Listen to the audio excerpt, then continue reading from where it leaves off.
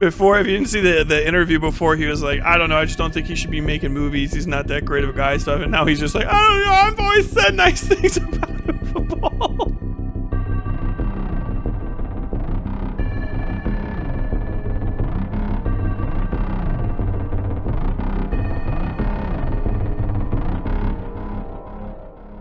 That shit was hilarious. He actually fought one of his critics. He didn't fight one of his critics. Uwe Boll fought like 3 of them back to back and beat all of them.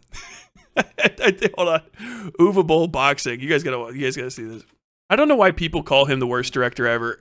That's just such a 2010 movie opinion. Like actually, really like a 2005. Because there's just so many worse directors. Like you're just taking Vincent, like you can't talk about the worst directors ever and then just take Vincent Gallo out of the equation. Like Brown Bunny exists, you know. I will watch every Uwe Boll movie in a marathon before I try to sit through 5 minutes of fucking literally watching yourself drive down a highway, which is almost the entirety of Brown Bunny, and then the world's most profoundly boring blowjob. You guys don't even know what I'm talking about. You're probably getting your fucking minds blown right now. What do you mean? What do you mean? Okay, so like this is it. He's fucking getting them. This is somebody else. This is Oki's Weird Stories. Check out Oki, but so off guard that the webmaster forgot that he was in a boxing ring. After taking a punch, Low-Tech sounded. So, okay, yeah, the guy from Something Awful 155.61. Jesus, that's bad. That's a 155 and 6'1" that's bad metrics. No, I haven't seen any of his movies, but I heard that they're pretty. They're not good. Can we not call him Dr. Boll, because that makes him sound too professional, and I really take it. This is the mid 2000s. You guys all thought Creator Clash was like the first time? No, my friends. Time is a flat circle, buddies, pals of mine.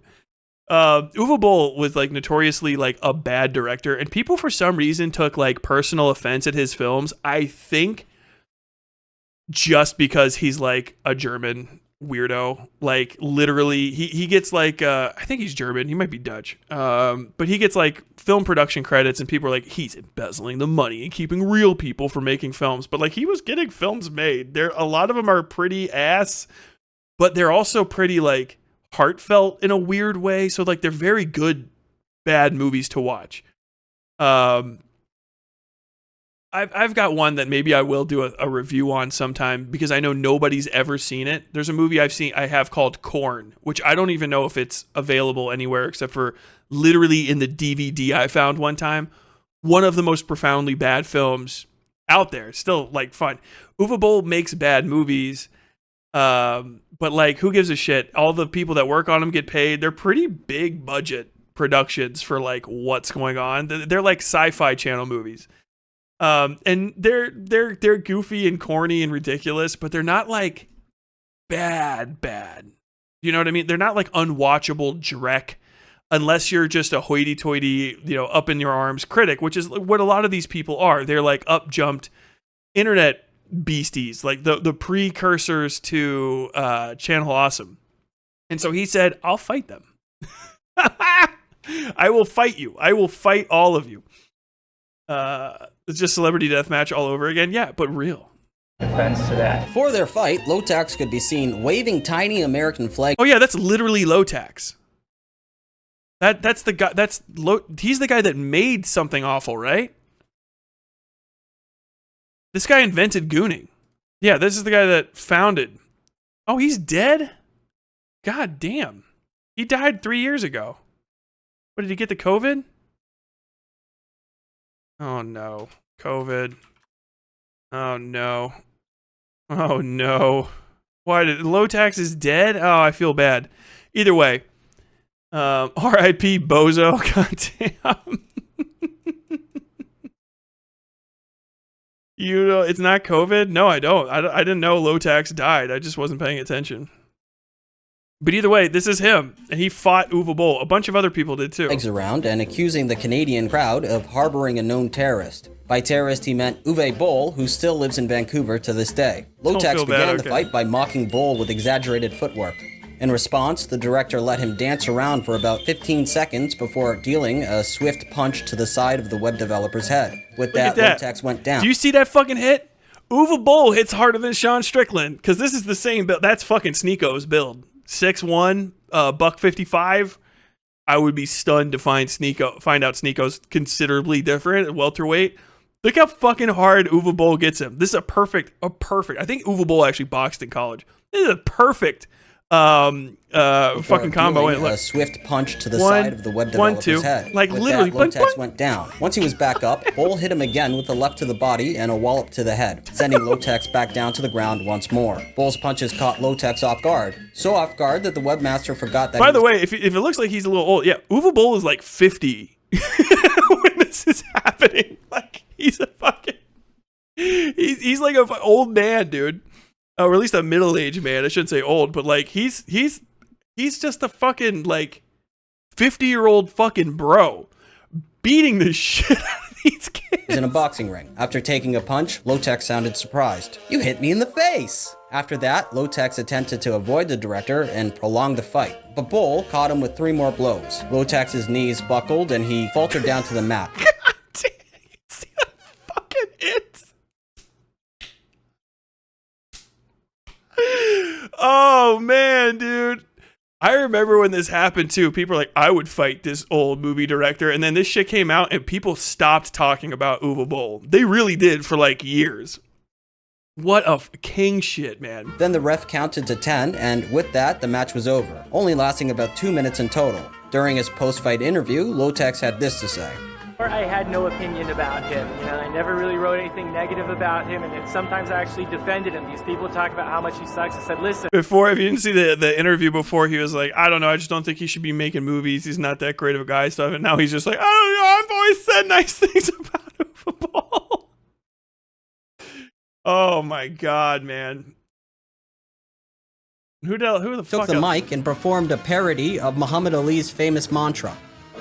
We're gonna put him to bed for House of the Dead. We're gonna feed him to the sharks for Alone in the Dark. He's gonna be feeling pain. Dude, these guys literally tried to do they literally tried to do a Channel Awesome skit against a guy who was like a collegiate boxer. It's fucking awesome, man. Chris Alexander's training helped him fare much better than the previous 2 fighters. Unlike them, Hemingway was famous for fighting people who gave him negative reviews and beating them up. That's fucking perfect, man. God damn. he managed to... He really approached that web dev and went body/body. He put the fucking HTML tags on it.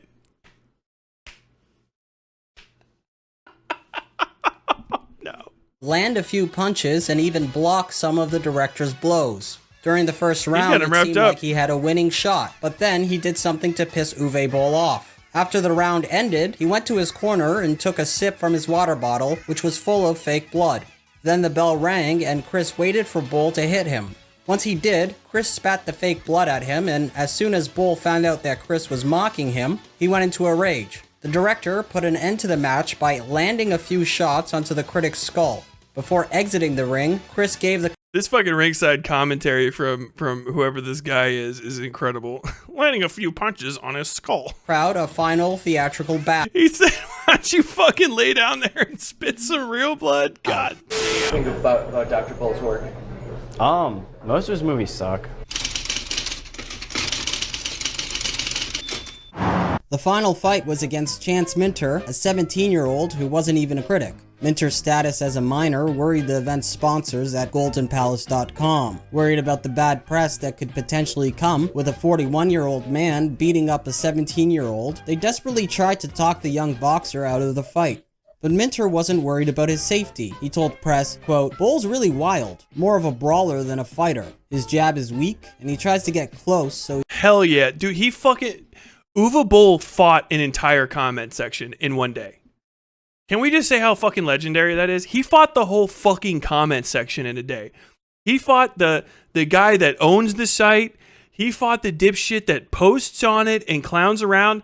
And he even fought the dude who said, yeah, I mean, I'm not a critic, but I could probably get in there and fight him too. I don't think he's very good. He fought all of them.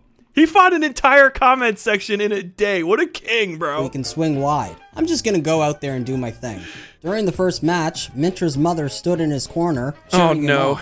Although Minter's form and technique was a step above any of the previous fighters, he was still no match for the German director. It was the last fight of the evening, and Boll seemed like he wanted to end it fast. Minter spent most of the first round on the defensive, while Boll pummeled him like he was out for blood. Although none spilled, Boll launched a vicious body shot in the second round that left Minter winded and wobbly. Oh, look, he finally got with a liver shot. Liver, dude. That's the most... If you know anything about look at the most I just got fucking liver shotted body language you've ever seen. Like he was out for blood. Although none spilled, Boll launched a vicious body shot in the second round that left Minter winded and wobbly. And with that,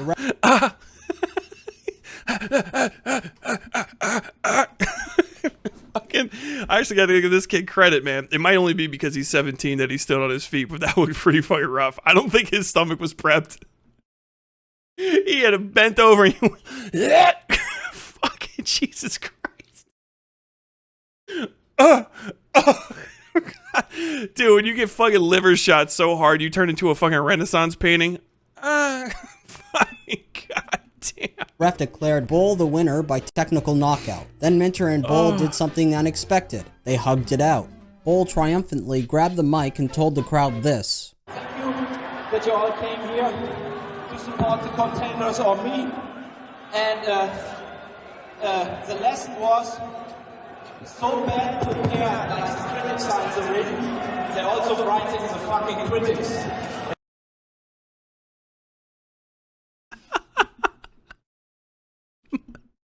He said, the real lesson is that as badly prepared as they are for the ring, this is also how badly prepared they are for their critiques.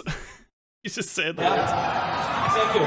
Minter also took the mic and praised his 41-year-old opponent. Quote, he's a great guy who makes great movies, and all the people who say they hate him don't know what they're talking about. What a king, dude. He punched that kid in the liver so hard he turned into a fan.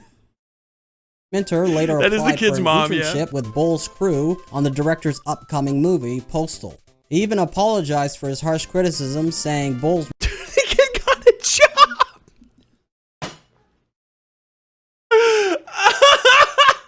What fucking awesome is that? He came in there, got his ass kicked. He punched his liver out of the fucking back of his rib cage and just like, would you like a job? You could be an intern on my new movie Postal. Fuck yeah. He said, actually, I think he's cool. His movies are good. That's very good. He has learned his lesson. You will work for me. You will be third camera assistant on my movie Postal. Fucking alright. Movies weren't as bad as he claimed. To this, Boll later told press, quote, I hit them so hard, they have brain damage, so they love my movies now. What a fucking king, dude. I love him. I don't give a shit. You'll never fucking take Uwe Boll from me. Jesus Christ. Uwe Boll's biggest shortcoming in life was that he just didn't make Human Centipede, which is the most obvious Uwe Boll movie, but he didn't create it. Chris Alexander told press that, nothing will sway my opinion about House of the Dead, Alone in the Dark, and Blood Rain. Nothing. But I knew I would develop some kind of sick, twisted admiration for the guy. Boll makes movies his way, without the aid of the studio system. Of course, he's yet to make anything decent, but I'm rooting for the crazy son of a bitch. A decade later, Chris Alexander wrote an article covering what he remembers from the event. He states that, Boll invited me to his beach house the next day, and I was astonished to learn that he was incredibly intelligent and knew virtually everything about cinema history. We became friends, and I'd like to think that we still are. However, Uwe Boll didn't grow on Jeff Schneider or Lotex like he did with Minter and Alexander. After the fight, Schneider told press, quote, I think he's a jerk. This might be PR, but I didn't want to keep getting punched in the head. And me being naive. You know, I thought it was just going to be a PR stunt. Oh, you thought the fight was just going to be like a PR stunt, like a comedy, funny stunt. And he starts hitting me in the head. Yeah. And I'm kind of confused because I'm thinking, okay, God, it's what's this fucking guy Dick doing? Masterson. This is the Dick Show. Holy fuck! And hit What me a in a throwback. boxing match. The webmaster also noted that Boll promised them training and boxing equipment before the match, but they didn't receive anything of the sort. He told press that 3 of the guys didn't even have cups to protect their balls. The only reason I had a cup was because my wife brought me one. Lotex also mentioned that there was a critic who is also an experienced boxer, and he had been interested in taking Boll on. Oh shit, is that Sean Baby? The director refused the challenge. Lotex assumed that Boll, quote, only wanted people with no boxing experience. Fucking smart I man. think the funny thing is that Lotex and Jeff Schneider, the guy from AintItCool.com, they showed both what retards they are, actually, because...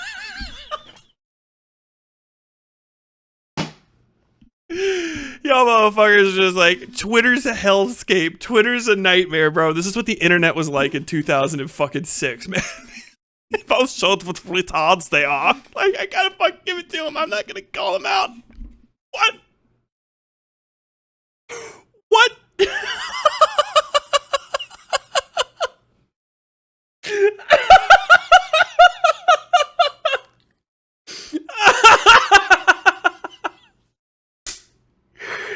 God damn it, dude. Everybody knowed from that application since January, and I've wrote, these are real boxing fights, get prepared, and they had three months to prepare themselves, yeah. Sean Baby, I think, volunteered, but Sean Baby has actual training in martial arts. So they picked you because you have no experience boxing? Yeah. Oh my God, that sucks. They picked you because you're a fucking flat bitch, dude. And this guy, Boll, is like an amateur boxer. Oh. Yeah, they didn't tell me that. So they flew you out there just to kick your ass. Yeah. That sucks. This is like an even more unfair advantage. I've never sparred in my life, and you're doing it right now. You had a long time to train. You had a long time to train. Yeah, and But now you're not pushing out. You have one. This is actually the best because, like, it's like I was talking shit and I thought it was all fucking jokes, and then when I showed up, it wasn't. It's kind of the lesson, you know what I mean? Like, I would say, if anything, it's a mark of respect. I'm saying, like, oh, Sean Baby, you're prepared for this. I will respect your opinion, you know? But, like, these fucking guys, they like, having them say, like, I haven't really watched the movies. I just don't think you should make any. And then, like, not taking the boxing fight serious and getting their asses kicked is perfect. I didn't mean to watch this entire video, but I'm going to finish it now. Everybody else was pushing out, and you do it. So it's the thing. So How's go. that an advantage? Go Everybody for else it. pushing Go out through isn't the going to play. get punched. So you go for it. Try to hit. Get away from my fighter. Get away from my fighter. Ah, Come on. I really don't like you. By 2015, Get away from my fighter. Get away from my fighter. Uwe Boll quit making movies, announcing his retirement through this now infamous video. And basically my infamous message is, fuck yourself. Because that is so fucking absurd what retarded amateur idiots collecting money on that absurd website, you know? It looks like nobody gives a shit about Rampage 3, so maybe I shouldn't do it then. I have enough money to play golf till I'm dead. Now, Uwe Boll runs a restaurant. Otherwise, he has a podcast where he broadcasts his raw. Oh my god! When I tell you, dude, I swear to God, you gotta fuck. I gotta core out the fucking permafrost. That is the old internet every once in a while, because I do. If you're 20, like in your mid 20s right now, this is like when you're like a teenager and shit. I think a lot of you guys just don't fucking know. You just weren't deep into it enough. People would be like, oh, I can't believe you know. How did these people from back then say that? Like, dude, this guy is just a film director. This is a guy just interacting with the internet. He's the only one that can say it. When you pronounce it with that much fucking, with that many umlauts, you can fucking say the slur. And unfiltered opinions to the world. So, yes, Uwe Boll, ready for... He has no judgment. He not only does not only is he not judging the slurs. I don't want to say it. I don't have the pass. He enjoys it. He loves them. That's his fucking crowd. He would say, they're pointed now, so they're fans of mine. podcast number 2. We start with the first segment, and that is about some overrated directors who are basically completely idiotic. One of the most overrated, say Kubrick. shitty directors ever. Kubrick is Terrence Malick. Ooh, actually, what the fuck is wrong with? I agree. Oh, fuck, dude, I haven't had Terrence Malick brought up in a minute. God damn, I might have to jump in on some Uwe Boll, bro. Terrence Malick has some okay films, and he also has some. Most of his shit is ass. I fucking hate Terrence Malick films, dude. Oh my god, talk about bad director. Fuck me, God. Some of them are good. I can't remember. Hold on, let me run through Terrence Malick films. Holy fuck. I thought he was gonna be trolling, but that's actually a great hot take. Let's see. Filmography. God, he's a billion years old. Filmography. Which ones have I seen? I saw some crazy one. I've never seen A Thin Red Line. I've heard that's pretty 50-50. Badlands, The New World, Days of Heaven, The Tree of Life. I feel like I saw Tree of Life and that was boring as shit. That might be the one I saw in school. Yeah, I did see this one. That movie fucking very, very boring. He's an overshooter. He does like good cinematography, and so like the movie will look cool, and it'll have a vibe like there's something going on, but it's boring as fuck. Crazy boring. Like if you don't like Nicholas Winding Refn, no, that's the best way to put it. If you take Driver out of like the Nicholas Winding Refn repertoire, because Driver I feel like somebody else made good. Nicholas Winding Refn's boring as fuck, hyper stylized shit. Terrence Malick is like the more standardized Hollywood version of that. It's just long shots. Just long shot. Reach out to Uwe Boll. Oh my god, Uwe Boll, can you come out of retirement to direct one of my books? Make the worst possible fucking adaptation of one of my books. I would do it. I would do it in a heartbeat. I would do it just to have arguments on set with Uwe Boll. You can tell him this. I would literally do it just to know that we only finish half of it, and the making of documentary that will get filmed would be the only thing anyone ever sees. Just me and him screaming at each other at the top of our lungs. Like me purposefully saying incorrect German words and him not knowing whether or not it's German or just me being stupid while he screams the fucking R slur again and again. I don't know. Why are you guys making me describe literal dreams I would have? Fuck me, dude. Is it Brad Pitt in this fucking film? Holy shit. Man, remember when Brad Pitt was trying to do real movies? God. Whoops-a-daisy. Sean Penn. Fucking wife beater, eh? With you. Your movies are an insult. And I think also all the reviewers who still write you any good review are out of their fucking minds. Two options. You start making movies again, like movies with a story and dialogue and stuff like this, or you're just an absolutely retard who should stop making movies and whose industry should stop that you make movies. So advertising break, shop on overballraw.com and get a hoodie. Overball Raw. I want to see you with the hoodie. And with that, see you next time. God, and stay tuned for more weird stories. Bye-bye now. I will, thank you. Holy fuck, dude. Oki's Weird Stories from January 30th, 2018. Holy fuck. I'm so glad I got to watch that for a few seconds. Oh my god. Holy shit, dude. Ah, wow. What in the fuck?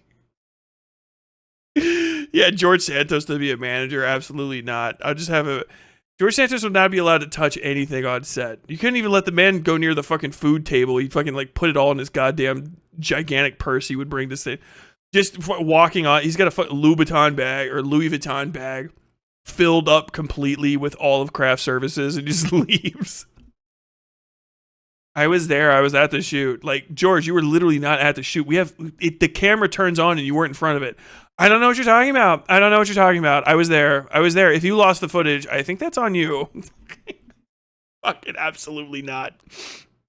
My God. Hope you enjoyed your time on the West Side. Don't forget to subscribe.